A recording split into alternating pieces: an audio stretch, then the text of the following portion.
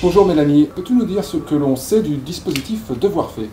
Eh bien, pas grand-chose Sébastien. D'abord, on sait que ce temps d'études existait déjà en partie sous forme d'accompagnement éducatif, notamment dans les établissements d'éducation prioritaire.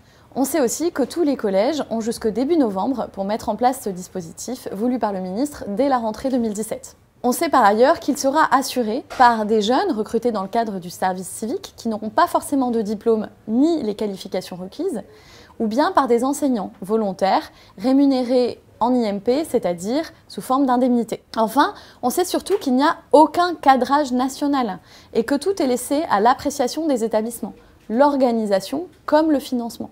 Pourtant, le ministère a confirmé que 150 millions d'euros devraient être alloués à ce dispositif.